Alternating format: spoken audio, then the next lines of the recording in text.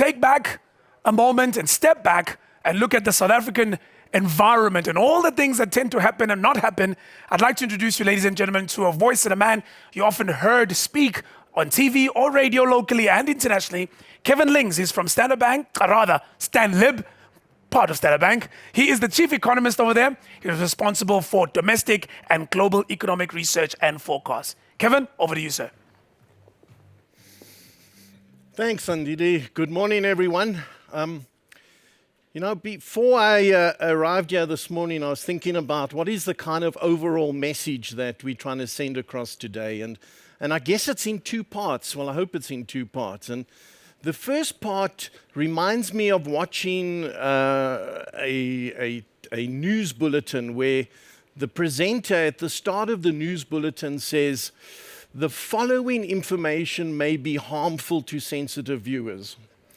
And that's the warning ahead of this presentation. The following charts may be harmful to sensitive viewers. Of course, when you say that, everybody then is glued to the screen because they want to see this harmful stuff. It's a bit bizarre.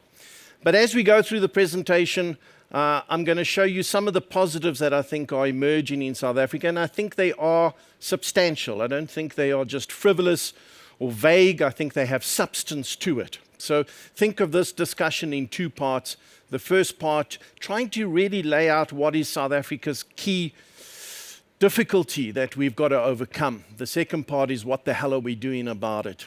As usual, I'm going to use quite a few charts in order to demonstrate that, but hopefully that is available to you if you want at some future time. All right, so let's start with what I think is South Africa's most important economic problem. And, a number of years ago, many years ago, I did a couple of presentations in Germany. And before I did the economic presentation in Germany, the organizers came to me and said, "You know what? You have to start the presentation talking about inflation." And that was unbelievably strange to me. Inflation to me was a byproduct of a whole range of discussions. And it was only when I understood that in Germany, inflation is most times the most critical thing that they want to understand. And I think in South Africa, this chart is the most critical thing I think we need to understand. It makes the biggest difference and will make the biggest difference to this country's performance over the coming decade. And that is simply how many people have a job, how many people don't have a job, are we adding jobs?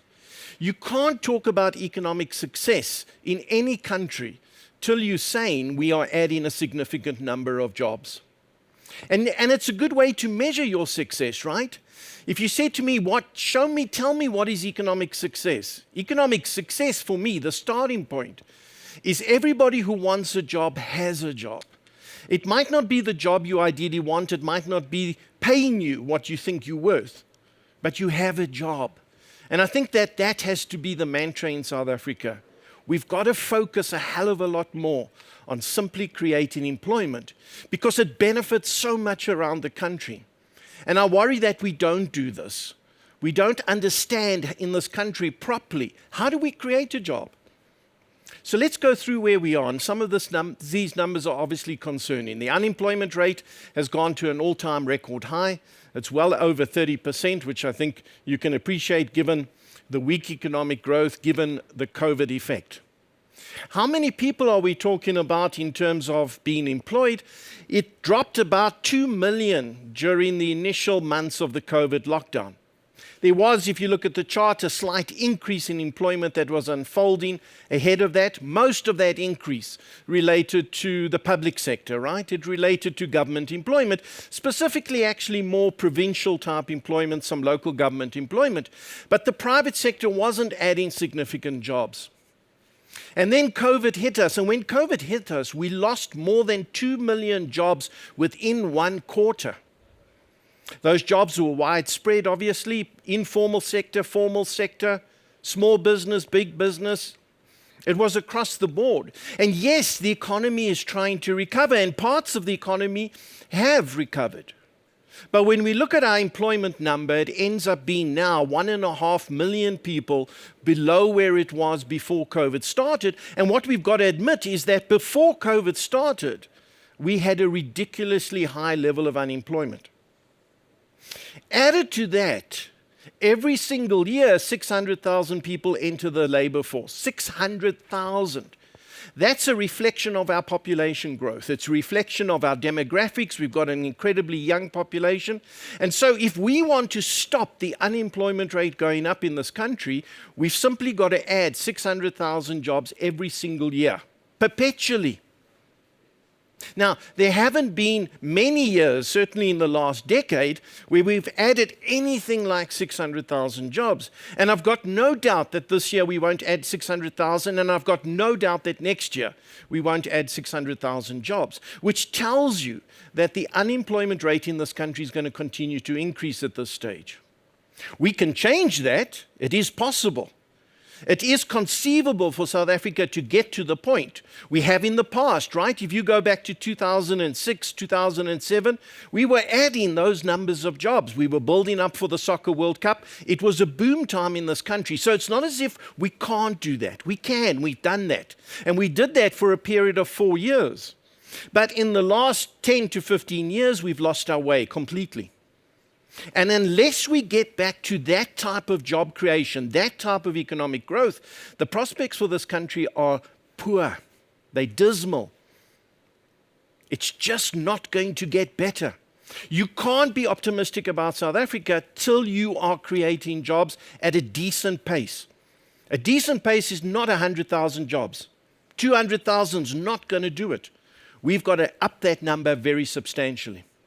The other component to this is I'm becoming more concerned about who is unemployed. Now, initially when we discussed this, right, it was youth unemployment. We could comfortably say that it's youth unemployment that is the major problem in South Africa, and we quote those numbers, and if you look at you add back discouraged youth, you've got a youth unemployment rate of over 70%, right? But what is youth? Youth is anybody younger than 25. And when you look at that, you think, well, somebody's left school, somebody's left university, they haven't got a job, give them some time, they're finding themselves.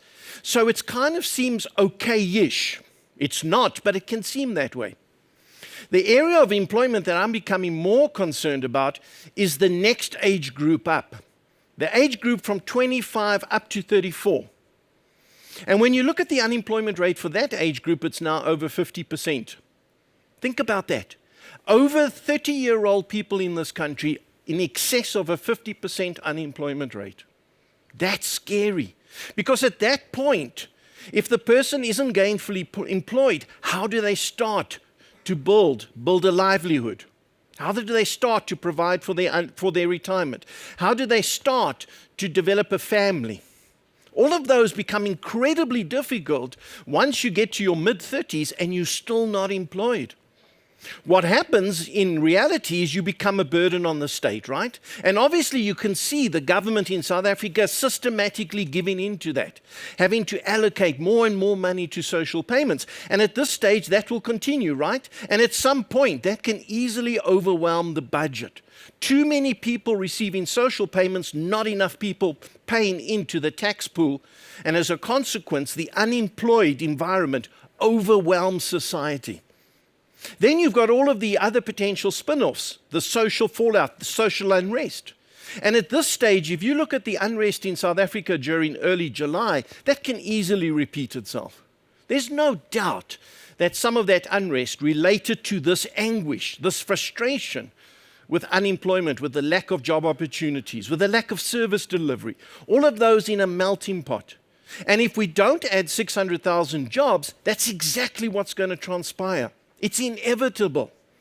You can't know the timing of that, but the environment is rich for that type of social unrest. So how the hell do you create jobs? Well, fortunately, the answer is incredibly easy. It's been around for decades. It's not a mystery. There's no uniqueness in the world about how do you create jobs. In order to create jobs, you have to invest. It's as simple as that. And if you don't invest in your country, you won't create jobs. So what sort of investment do you ultimately need? Well, you need a bit of both. You need a bit of private sector and a bit of government investment, right? You can't have one or the other.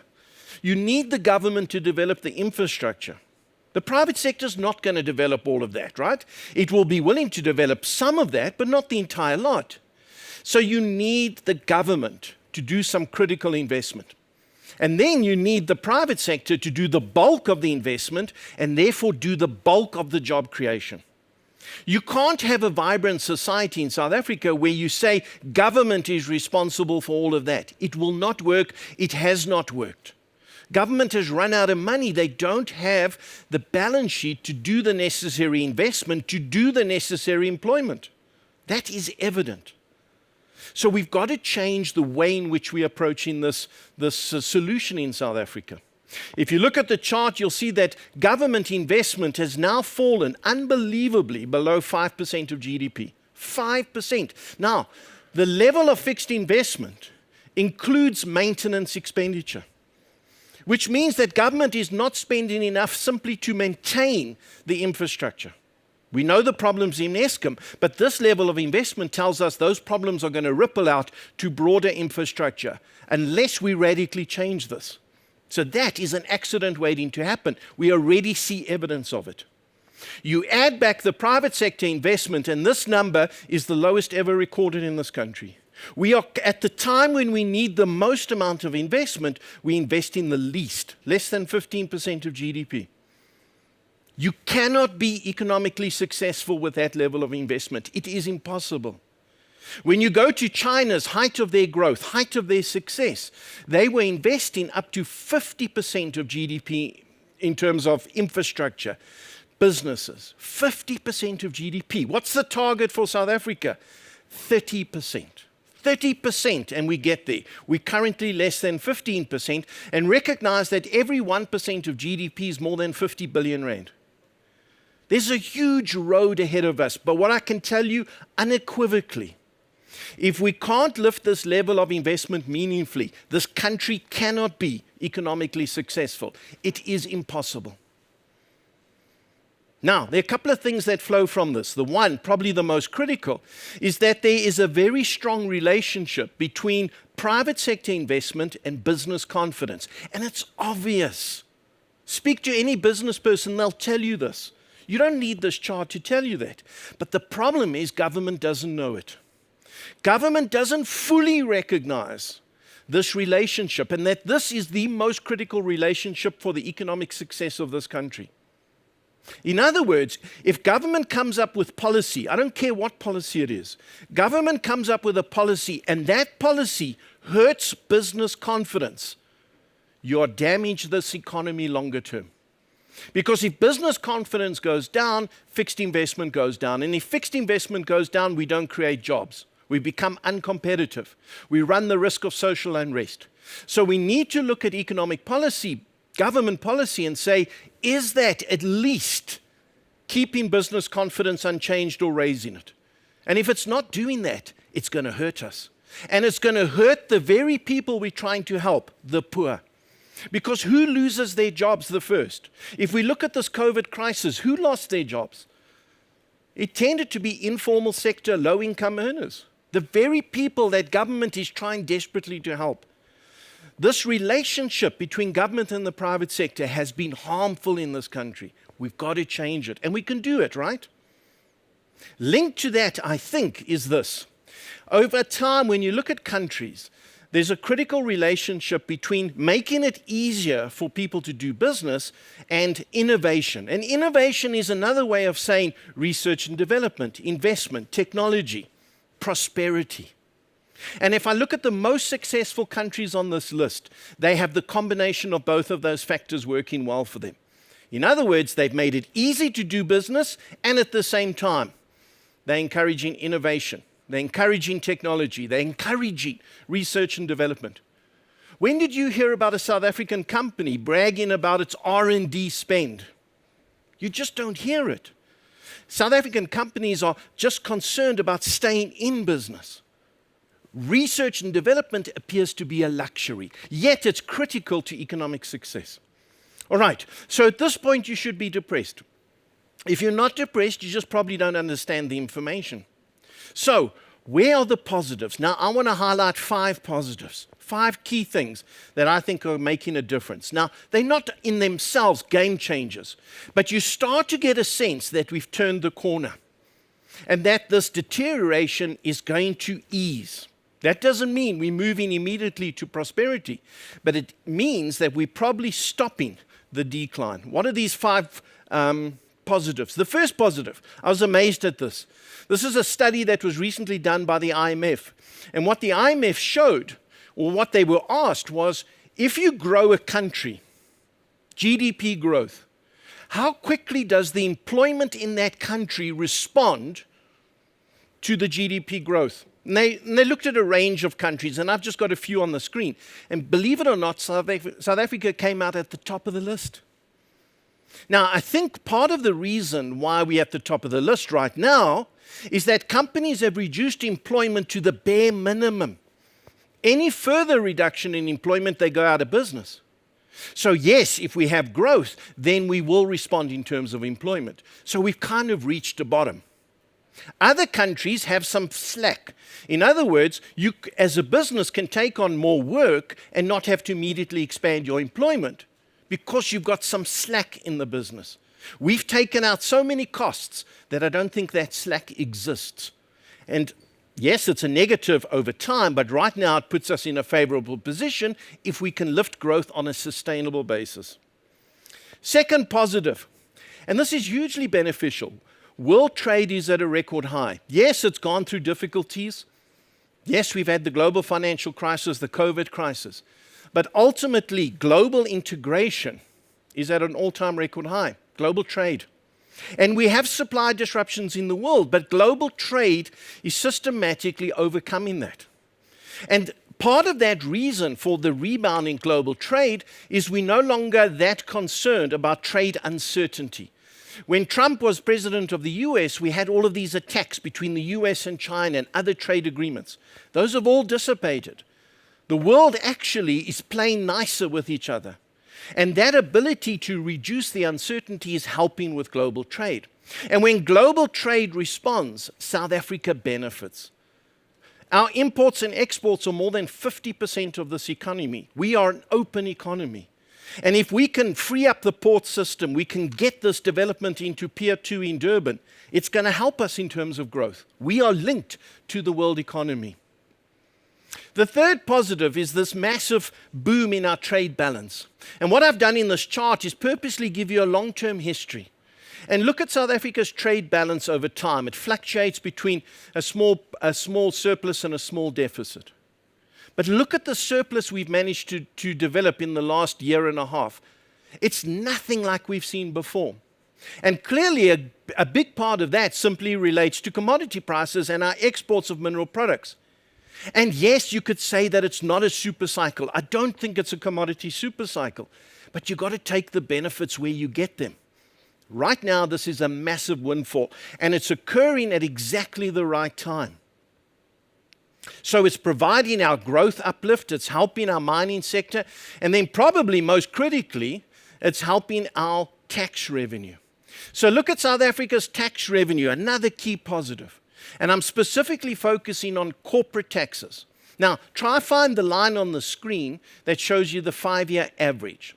So this is corporate tax revenue collected every month during the year. There are 2 things you should notice. One is that it's fairly erratic. In other words, the collection of corporate taxes is very seasonal. But the second thing is that there are 2 big months, June and December. And that's when you collect the bulk of your corporate taxes. And we've had the June outcome. Look at our tax collection in June for corporates relative to the 5-year average. Way in excess. And what generated that? In a very weak economy, what generated that? Commodity prices, the mining industry. And the industry we've been so critical of in this country has suddenly delivered. And government is able now to pay for the looting. It's probably able to pay for the SASRIA shortfall. It's a positive. It's not going to be sustainable. Commodity prices will slow, but we can take it. It's going to help us at the right time. The other positive is if we revised our GDP, right? We revised our GDP higher, and it's kind of gone amiss. I'm not sure why. Now, you can debate the merits of this, but in essence, On restating our GDP, Stats SA tells us that last year the economy was 11% bigger than we thought it was. 11%. Now, that's in itself interesting, I guess, but it has important implications. And one of those implications is it changes all of the ratios. It changes the debt to GDP ratio for the government. And what looked like 80% debt to GDP and a huge problem in credit rating downgrades has suddenly become 70% or even a bit below that. There's the outside possibility that we present numbers of less than 70% government debt to GDP because we've got this extra tax revenue. And what does that do? It changes the game from the credit rating perspective. You're not going to downgrade a country where the credit rating, where the government debt is now at 70% of GDP. So we've had an extra windfall because we revised the GDP. And I know that it's a false windfall, but you've got to take the luck where you can get it. And I think this gives us a better basis for our fiscal policy going forward. And hopefully the new Minister of Finance doesn't squander this benefit. The last positive I want to mention, and again, we kind of now just take it for granted, and that is that inflation is well under control. And yes, it moved up to 5%. But if we look at the averages, we are talking about 4.5% this year, pretty much 4.5% next year. We're at the midpoint of the target, and it matters. It matters both in itself, keeping low inflation helps a country, but it matters critically because the Reserve Bank doesn't have to rush interest rates up. And we're living with the lowest interest rate environment we've had for a considerable time, and it's probably here to stay. Yes, we may hike rates next year when the US starts to ease up on QE. But even if we hike rates next year, it's going to be modest, right? So we are at least in a low interest rate environment. And when you add those positives together, they are meaningful. But are they game changers? Do they lift confidence? Do they lift in fixed investment? Do they create jobs? And the answer is unequivocally no, it's not enough. So what is it that can make the difference? And I'm going to leave you with this as the last thing. Please, I urge you, if you haven't had the time, go look at this document. Government did themselves a massive disservice by coming up with a whole lot of policy ideas for South Africa, and then they chopped and changed them, and we lost track of what is government policy. But now we've narrowed that down, and there's a document refers to as the Economic Reconstruction and Recovery Plan.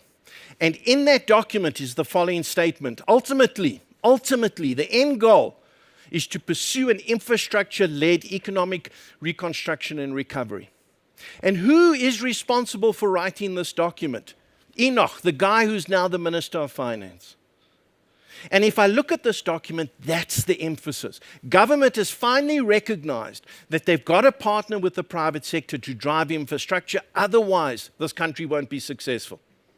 So let's end off with a list of things that I think can make a difference. The other factors are nice, but I think these things can make a difference.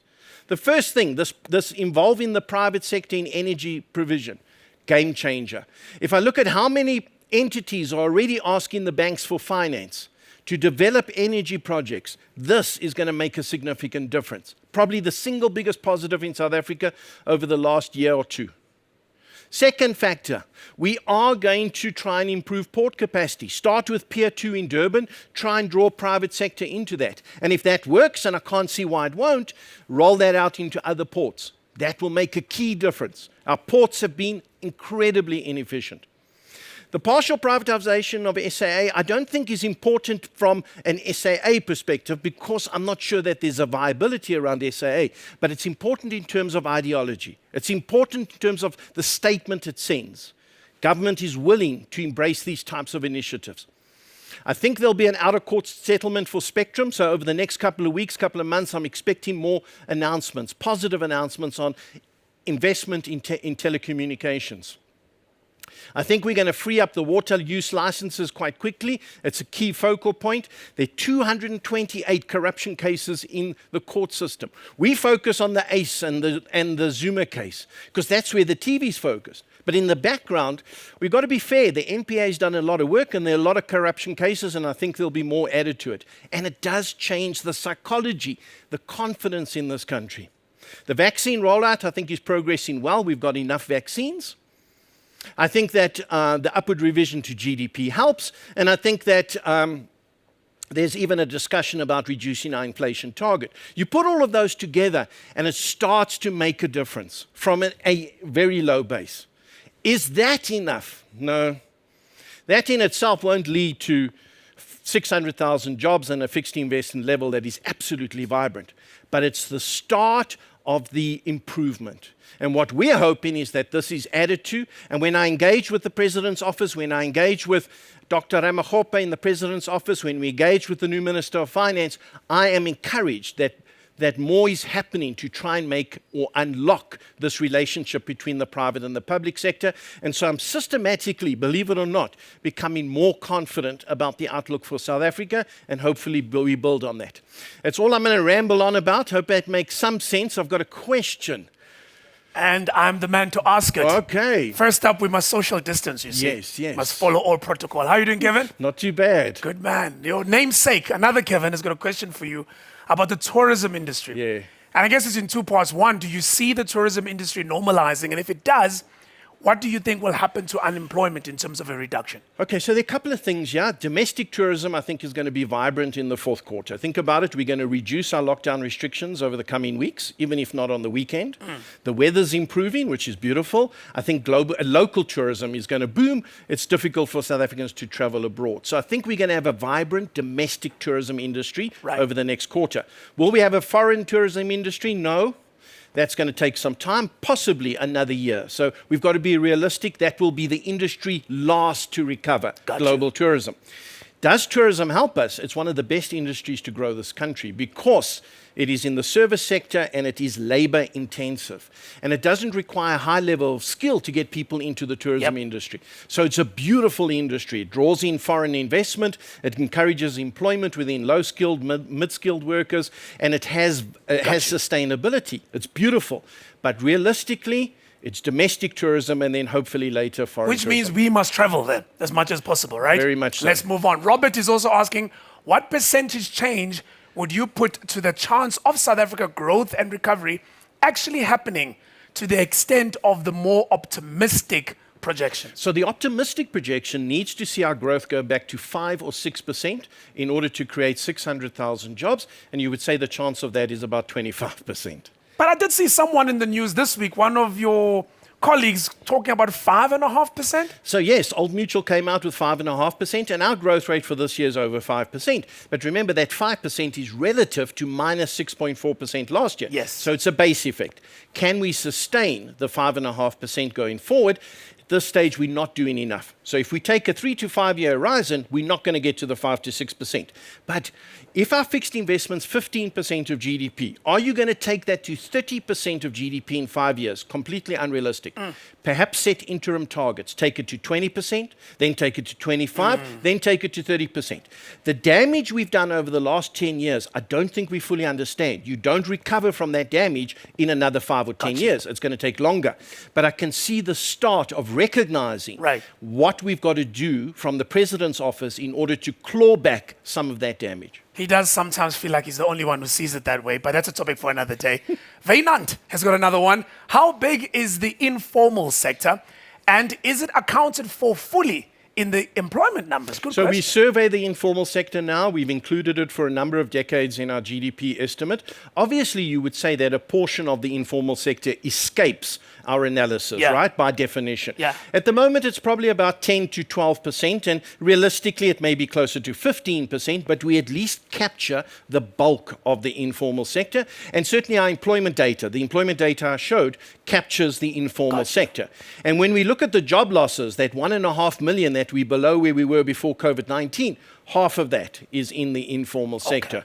So it's a sector that actually is critical for South Africa. It provides the livelihood for a lot of people, and it's gone through chaos in the last year. Kevin, I got to let you go, brother. Let's Thank do you the very much. Ramaphosa handle shake. Take care. Cheers. Thank you.